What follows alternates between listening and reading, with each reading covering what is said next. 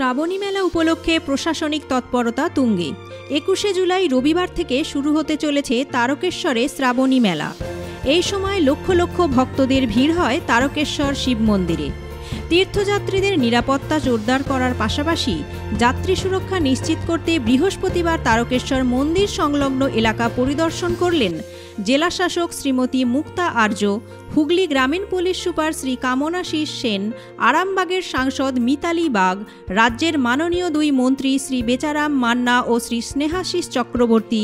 এছাড়াও উপস্থিত ছিলেন তারকেশ্বর ব্লক আধিকারিক সীমা চন্দ্র ও তারকেশ্বরের মাননীয় বিধায়ক শ্রী রামেন্দু সিংহ রায় ও হরিপালের বিধায়ক শ্রীমতী করবী মান্না সহ একাধিক জেলা ও তারকেশ্বর ব্লক প্রশাসনের কর্মকর্তারা।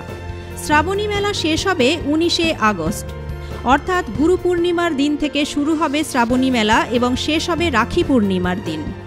বৈদ্যবাটির নিমাই তীর্থ গঙ্গার ঘাট থেকে জল নিয়ে বাঁকে করে তারকেশ্বর মন্দিরে আসেন লক্ষ লক্ষ ভক্ত।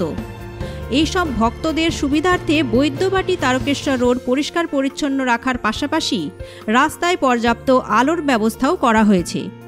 অপ্রীতিকর ঘটনা এড়াতে তারকেশ্বর শহর মুড়ে ফেলা হয়েছে সিসিটিভি ক্যামেরায়।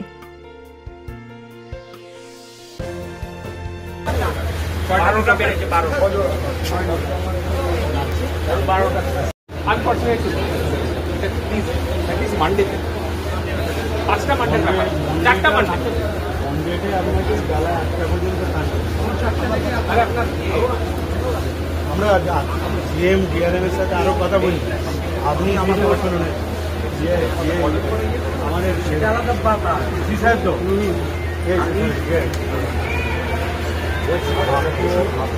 रिपोर्ट देने हो, 1 घंटा में 15,000 आदमी आता है। ट्रेन जाता है कैसे 2.5 থেকে 3,000 ধরে বুঝে। আপনি আপনার তরফ থেকে আপনার লেভেল দিয়ে বলুন যে সংখ্যা বাড়াবে। রিকোয়ারমেন্টটা দেয় না না, এখানে যেন মানে মিনিটে 20 মিনিট ছাড়া যেন ট্রেন চলে এবং সোমবার আর রবিবার যেন বেলা 1টা পর্যন্ত এটা থাকে, এই সিস্টেম।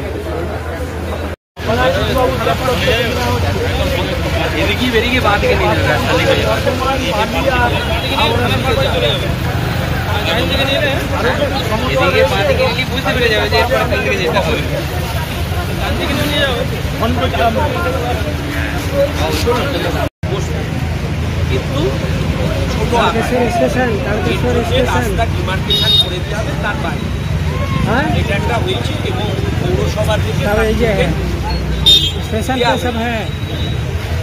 তাহলে এইবার আমি একটু স্ট্যান্ডিং কমিটি মিটিংয়ে বাইরে ছিলাম। ওই মিটিংয়ে মেলায় আমরা একদম শ্রাবণী মেলাটাকে আমরা যথেষ্ট গুরুত্ব দিচ্ছি রাজ্যের মাননীয় মুখ্যমন্ত্রীর নির্দেশে, এবং গঙ্গাসাগর মেলার ধাঁচে যাতে মানুষের কোনো অসুবিধে না হয় সর্বদিক দিয়ে পরিষেবা আমরা পৌঁছে দেবো, এবং পুণ্যার্থীরা গঙ্গায় থেকে জল তুলে যাতে সুষ্ঠুভাবে বাবা তারকেশ্বরের মাথায় ঢালতে পারে তার সুব্যবস্থা যেরকম করা, এবং তারকেশ্বর মন্দির থেকে তারা যাতে বাড়িতে ফিরতে পারে সুষ্ঠুভাবে, এই আসার পথে সমস্ত কিছু আসা যাওয়ার পথে আমরা পরিকল্পনা গ্রহণ করছি।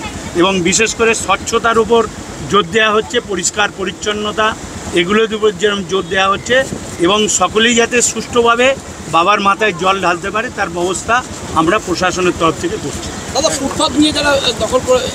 দেখুন, এ ব্যাপারে আমরা পলিসি নিচ্ছি, পলিসি নেওয়ার পর আমরা সিদ্ধান্ত। রেলের আধিকারিক কি জানালেন? রেলের আধিকারিকরা তাদের আমরা আগেই বলেছি যে 20 মিনিট অন্তর রেলের ট্রেনের ব্যবস্থা করতে হবে।